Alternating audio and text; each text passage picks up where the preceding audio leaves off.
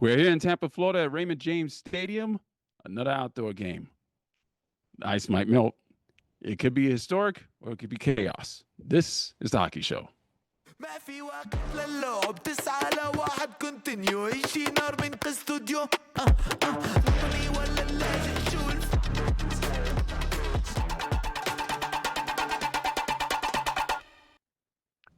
Hello, David boys. Drucker, the Hockey News is right here. Ethan and Rosie is in the studio. I'm Roy Bellamy. We are in Tampa for a Stadium Series. This is the Hockey Show. You can watch us on YouTube at the Hockey Show DLS. We're on TikTok at the Hockey Show 7 and on Instagram and Threads at Hockey Show DLS. As I said, we are in Tampa and we got to look at the forecast and it said snow flurries. Like that's crazy. I don't think it's going to actually snow, but it's going to be interesting here. It's cool. I mean, look, I think I mentioned it the other day on X. Like the hockey gods aren't only smiling at Tampa, but they're kind of laughing at us right now because it's not just cold. It's Florida cold. It's really cold. It's going to get down potentially into the 30s over the next couple of nights. So definitely fortunate because as we saw down in Miami, like they got amazing weather for the Winter Classic down there. Couldn't have asked for better.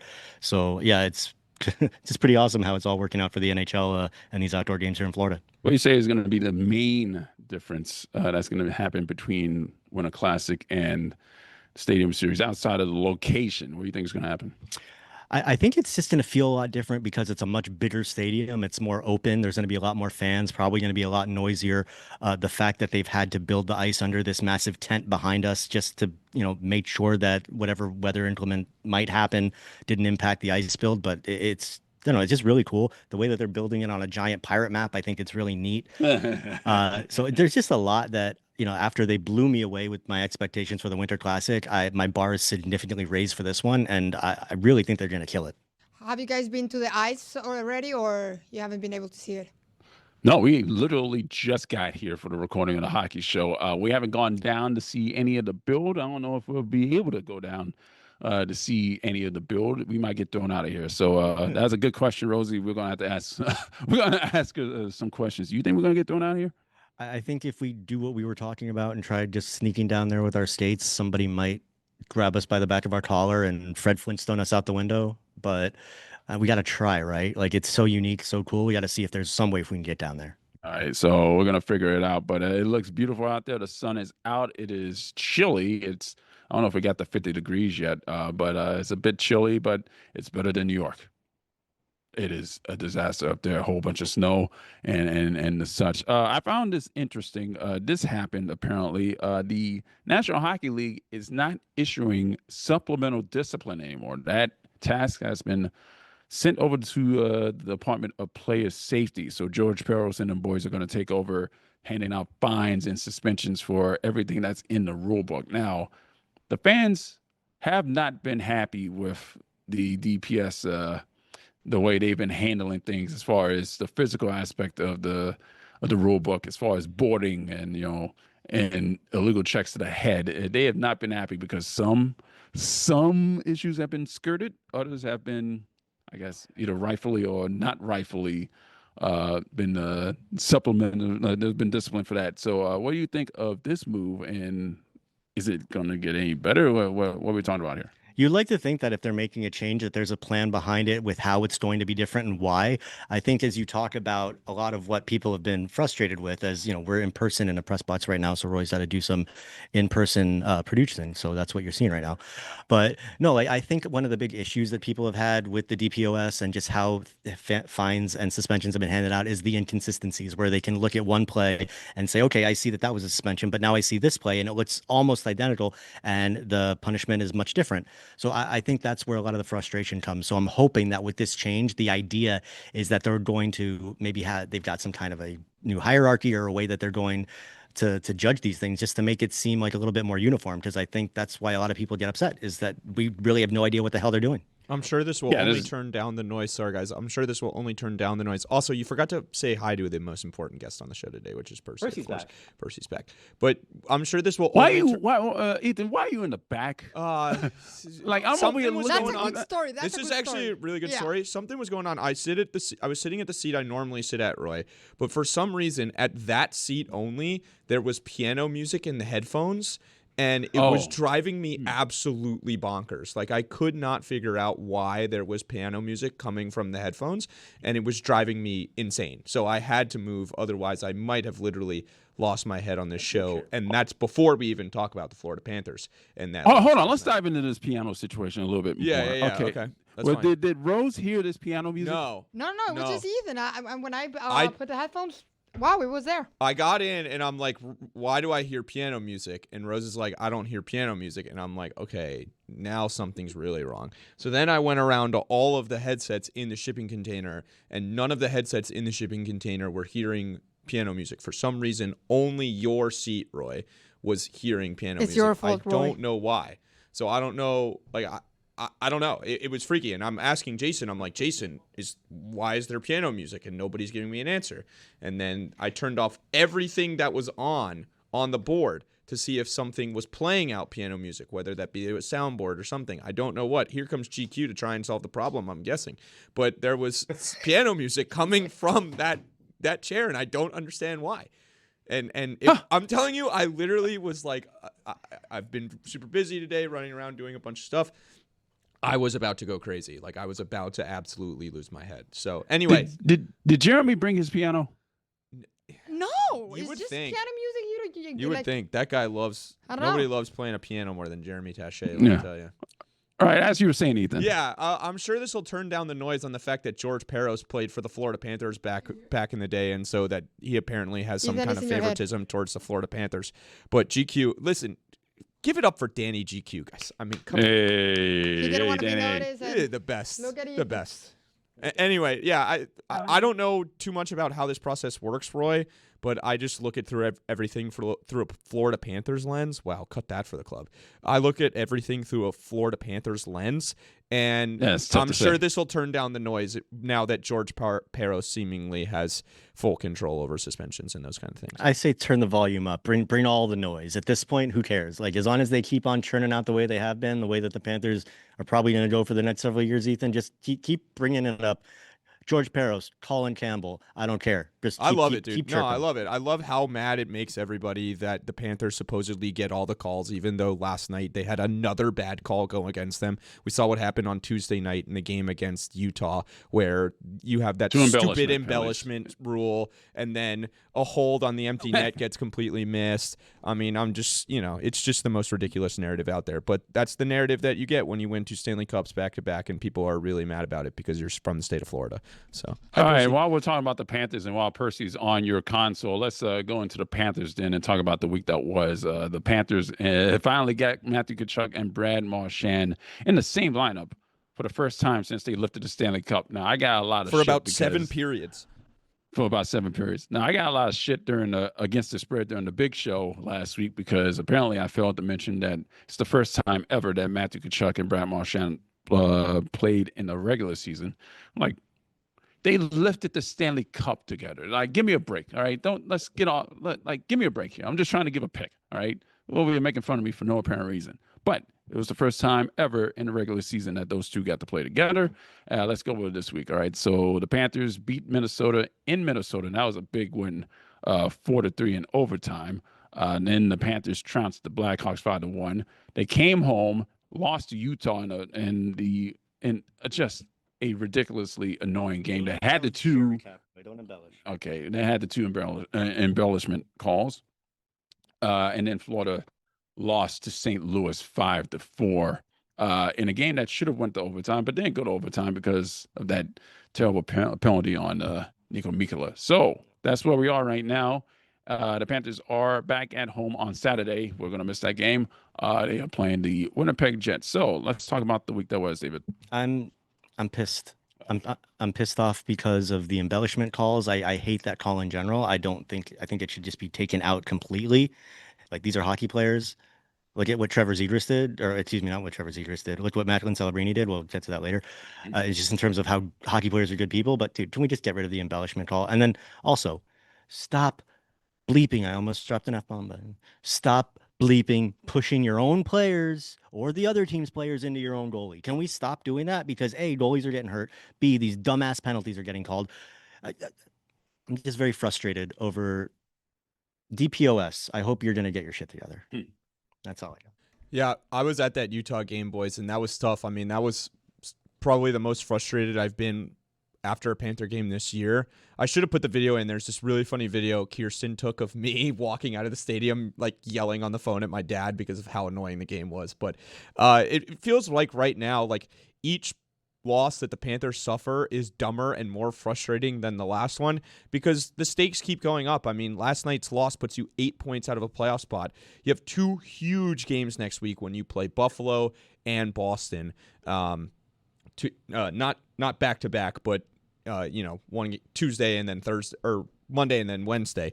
It's going to be a really tough stretch for the Panthers right now, and they basically at this Olympic break, they're going to have to get back to within about 4 points if they want a real chance. But 8 points with 30 games left, and nobody in the Atlantic seems to want to lose. I mean, everybody just keeps winning. Boston is on fire. I mean, look at these records recently.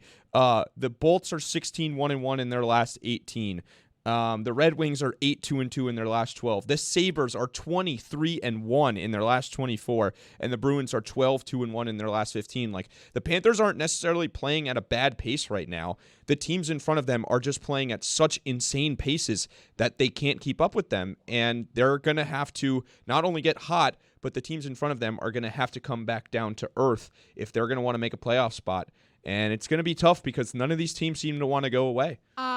According to ChatGPT, Oh, no. yes, the Chat- Florida really? Panthers have roughly a 56% chance of making the playoffs. So maybe my hot takes that I did like way earlier, they're going to be true and they're not going to even make the playoffs. Like 56% it's a number that I believe, but how they're playing, I think is going to go down, down, down, and down. Yeah, I believe Money Puck would have been a better source for that, Rosie. I'll check Money Puck right now, Roy. We But can, it went to Money Puck, actually. It actually says Money Puck. Oh, there we places go. their Good job. playoffs. Good job. Yeah. ChatGPT went to Money Puck, so it's Money Puck also. Money Puck actually ChatGPT right now knows where has to them go. at 41.9%. The Athletic, I think at the start of this week or last week maybe, had them up to 72. That was the best their chances have been so far this year. I'm not sure where the Athletic's odds stand, but 41.9% for the Panthers. These last 2 games have basically buried them because it's been 4-point nights for the Sabres and the Bruins and the Panthers each of these nights. So they're going to have to get hot. And also, like I said, these teams are going to have to get cold, but they're not going to be able to get hot if every single night it seems like a new guy is out of the lineup. Like, you get a little healthier. Tkachuk comes back. Marchand comes back. And then Lundell goes out of the lineup. Obviously, Seth Jones has now been out of the lineup and will be out of the lineup until at least after the Olympics. Brad Marchand leaves the game last night in the third period after he missed 8 games. So it's just you can only survive so much. And I know that, like, people say, well, the Lightning have had injury issues too, and they're still playing great hockey, but it doesn't feel like it's been quite to the extent that the Panthers have had. I think they've averaged like 5.5 players out of every game this season. It's insane. And also, to boot, like, the Panthers aren't getting good enough goaltending. The Lightning are, have Andrei Vasilevsky, who's playing at a very high level this year, and Tarasov's playing well for a backup, but Bob has really struggled this year, and that hasn't helped when it comes to the injuries. But you can also put it into context of there's not a lot of structure in front of him right now because these lines are bouncing around all over the place. I know I'm ranting, but last night you have a line of Penalty for time. Greer and Samoskevich and I forget who else was on the line with them. The third line center, oh my God. Oh, Luosterainen and Greeter, and I can't even remember. Oh, Schwint was the guy. It's like these lines are shuffling all Lines the time. in a blender. Yeah. My mind's in a blender too, guys. I'm in a very bad place. I don't think the Panthers are going to make the playoffs, and this is really the first said it time before. Oh, here this we go. year. This is the first. No, this is the Panicking first time again. this year This guy. that I've really thought like it's bleak right now. If it 8 happens, I points said with it before. 30 games, and everybody else is playing hot. Like, I'm telling you, they got to get back to within 4 at the break. All right, so we're looking at milestone markers, right? We have Thanksgiving, we have Christmas and New Year's.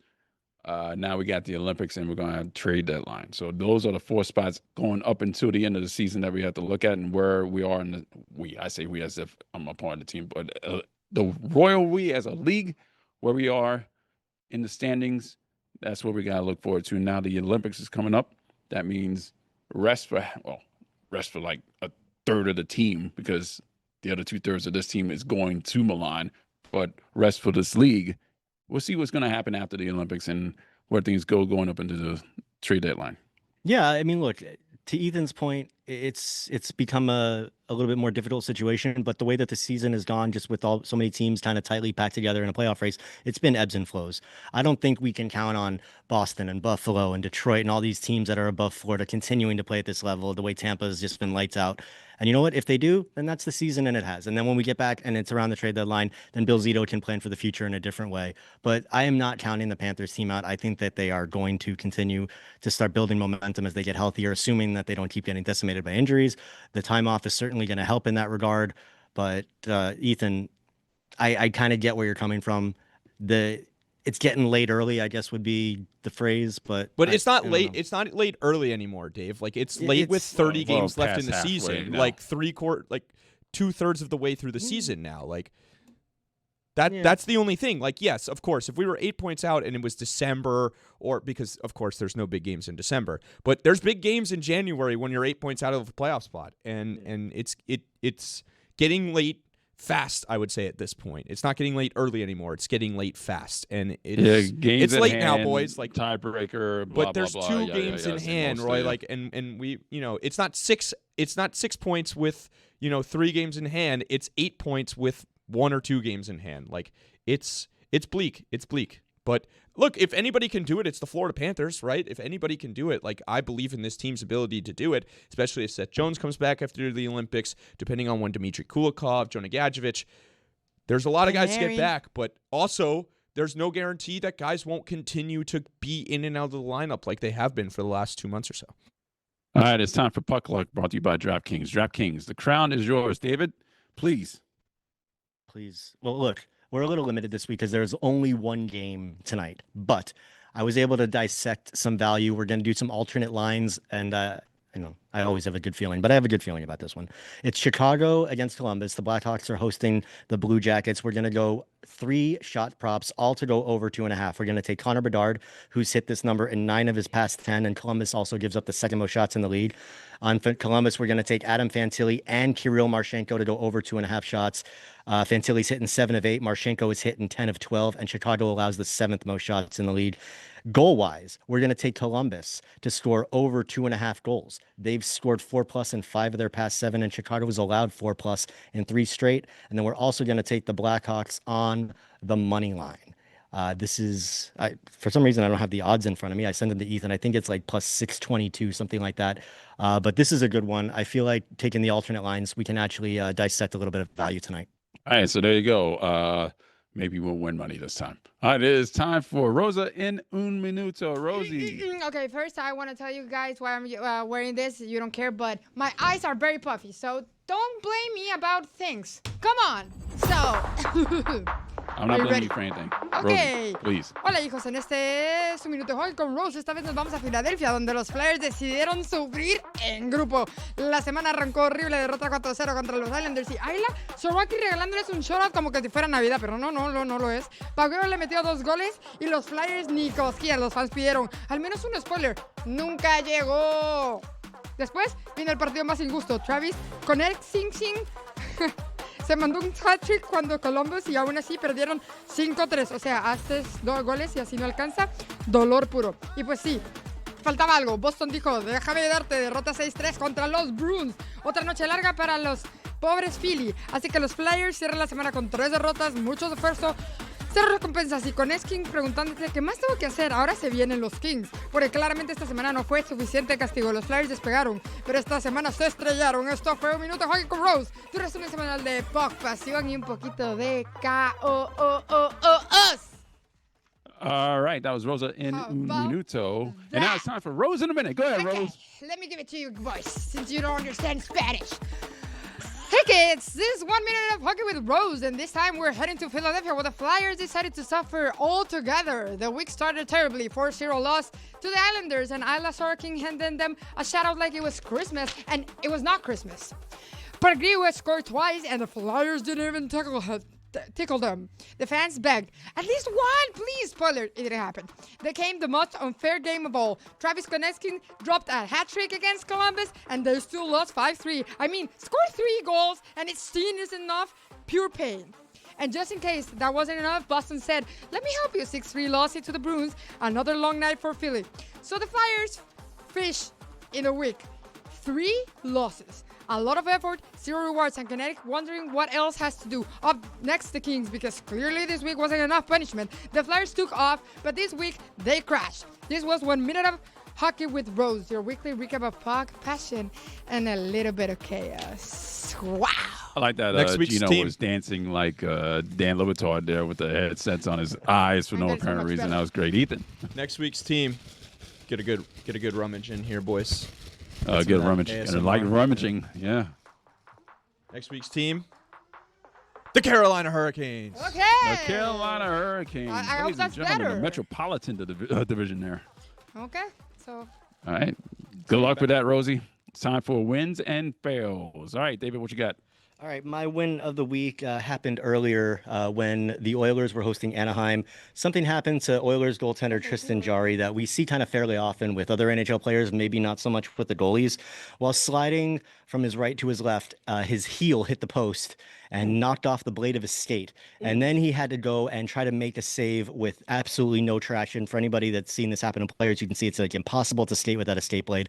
For a goalie to do it, goalies rely so much on their edges. It's pretty ridiculous to see that not only did he like make a save, he's diving across the crease, but he can't move. So this is just a big win on Tristan Jarry. Obviously having a little bit of fun in Edmonton these days, but that's so hard. I felt for him. So that's a major win that he was able to keep that puck out of the net. All right, Macklin Celebrini is good. Yes, he's very good. He's very good. How good is he? very good. How good is he, Insanely Roy? good. Insanely good. You know how good he is? He is good enough to win a face-off without actually using the blade of his stick. All right, so during a face-off against Teddy Bluger in the Vancouver Canucks, he was in a face-off circle, and the sticks got tied up together. So he decided to flip his stick and use the knob, the butt end of his stick, to draw the face-off back in his own defensive zone. That, my friends, is a win from a guy who's really making a lot of noise for the Hart Trophy discussion. I'm looking forward to putting him on my ballot. There you go. I'm looking forward to voting. I'm really afraid of what the NHL media is going to do to Macklin Celebrini in terms of just anointing him as the next Sidney Crosby and what that will do for my and Roy's perception of Macklin Celebrini. It will make me happy. Very Rosie. scared about it. My Rosie, win of the what week is your actually win? goes to the Thunderbug. He actually went scuba diving, and you can see the Oh, picture there. Thunderbug. I don't know how he did not drown or choke there, but he went for the thing. So good job, Lightning. I love it. Ethan, what's your win? Patty Kane, boys. We need to celebrate this legend. One of my favorite players growing up. One of the guys that got me into the sport of hockey. Those Blackhawks teams were so much fun when I was first getting into the sport around 2010. He became the all-time leader in points by a U.S.-born skater last night with his 1,375th point. Patty Kane, an absolute legend of the game. Arguably the greatest U.S. hockey player ever. Wish we were getting another look at him in the Olympics coming up, but he is an absolute legend, and great for him to accomplish that feat. All right, let's go to fails now. David, what's your fail?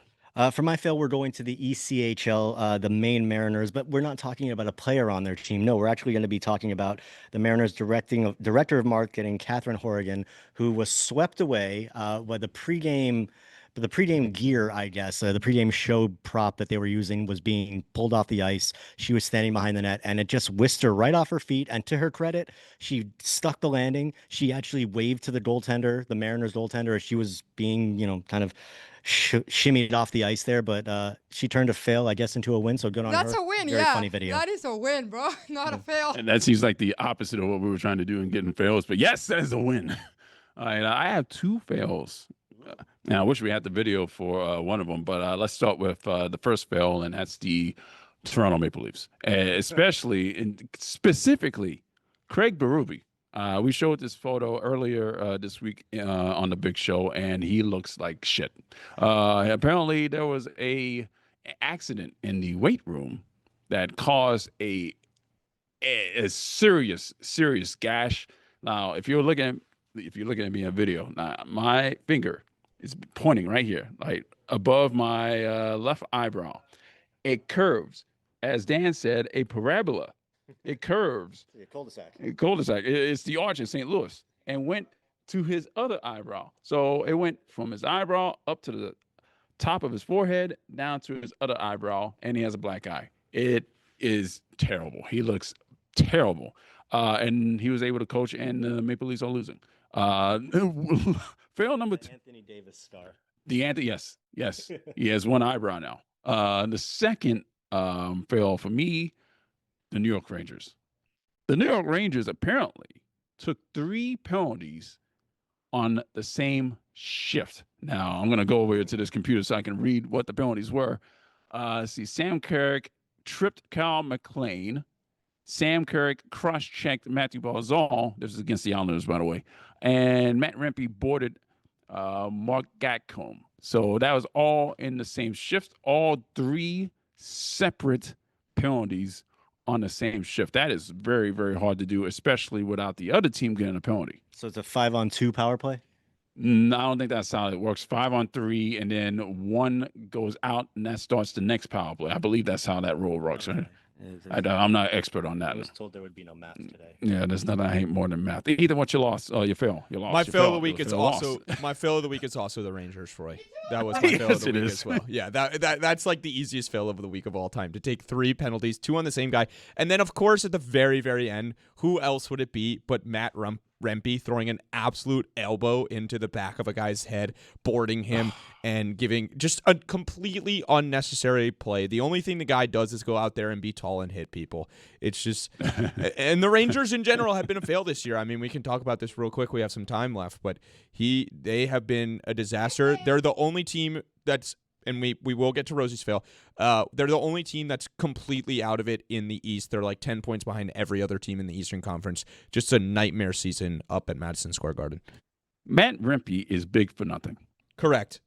He's big for nothing. He goes out there, he's throwing elbows, and that's probably the reason why he's getting in trouble so much, because his elbow is, when he stands, is right here. His head level to like, I mean, you just saw in the video, my elbow was up to David's face. And that's basically, if I was like 5 inches taller, that probably would be Matt Rempe. But yeah, he's big for nothing, and he can't fight either. That's the other problem. Not good at anything. Not good at hitting people, not good at fighting people, not good at skating, not good at scoring, not good at defense, not good at passing, not good at offense. He is only good at being tall, and he's not even good at that because he can barely even stand up on skates. I feel bad. He seems like a nice guy. Rose has a fail of the week, by the way. I thought she did. I know. Before we get to Rose's fail of the week, let's just go to Rose's fail of the week because we don't have time to talk. Actually, it's also the Rangers, but it has another. You're gonna look at it another way. I'm sad because the crisis and they're spiraling. And Gaten Matarazzo and Joey Curie are fans of the Rangers. So if they don't go to the playoffs, there's maybe no way we can talk to them. So that's my fail of the week. You can keep talking about the Rangers. Anyway, you have 1 minute. The fail of the week is we are not able to talk to actors on Stranger Things. Is that what I'm hearing? Yeah, because Rangers they're Rangers fans. So we need the Rangers to succeed. We need the Rangers to succeed. Yeah. So We did see Gaten Matarazzo at the Winter Classic. We saw him. Okay. Well, you saw him. I was saw in him the walking press by, box with yeah, Dave. yeah. You have 1 minute to talk more Rangers. Do we even want to talk about the Rangers for another minute? Can we give a preemptive win to where we are right now because of how amazing the league did at the Winter No, Classic in because Miami, Tampa doesn't how deserve sick it any looks right credit now? for anything. They do. Oh, let's no. This is the state of hockey, Ethan. We're all in this together right now. Okay, so that's what we're going to lean into, is that we're all in this together, because Tampa fans really seem to be all in this 36. together with the Florida Panthers. We could use a little based off togetherness their these narrative. days, I think. Thank you, everybody. Roy is gonna tell us where you can find us. Yeah, you don't have to do that, Rosie. For all of us, for all you guys watching on DraftKings Network, you can check out the YouTube channel for our next interview. We are talking to Deandra Liu of the Hockey News. She covers the Tampa Bay Lightning. She is the beat writer for them. She's going to talk about Stadium Series and how the Tampa Bay Lightning are doing currently and how they kind of changed hockey in the state of Florida. So Deandra Lou is coming up right after this. That was a great interview with Deandra Lou of the Hockey News. Jason and Gino in video, thank you. Even though we couldn't talk to you all that much today, you guys did a great job. Ethan and Percy for no apparent reason, and Percy for no apparent reason. Thank you, Ethan, for showing up to work today. And Rosie Percy gives you views, so thank her. Okay, dogs give us so views. damn cute. It's ridiculous. Yeah, if you say so. Rosie, thank you as usual. That's David Dwork. My name is Roy Bellamy. This has been the Hockey Show from Tampa. We will talk to you next week. Also, remember to go watch Jack O'Connell's interview today. The Jack documentary's O'Callahan. out. Jack O'Callahan. O'Callahan. OC. Jack Just call him OC, OC. Rosie. JC. Oh, OC, sorry. Jack. OC. JC. Go watch it. Today's documentary it's crying out out loud. on Netflix. So we talked to him. It was very beautiful. Bye-bye. Hold on. Let me actually set this up properly here. We talked to Jack O'Callahan, who was a defenseman on the 1980 Olympic hockey team that won the gold medal. Who do you play for? Who do you play for? He joined us on behalf of Netflix and the movie Miracle, The Boys of 80. That was a great interview that we had with him. Please go check that out on our YouTube. That was a great interview. We really enjoyed that. So for all of us, again, I'm not going to say anybody's name again. Good night, good afternoon, good whatever. We'll see you back in Miami. Bye. I want you to be a hockey player.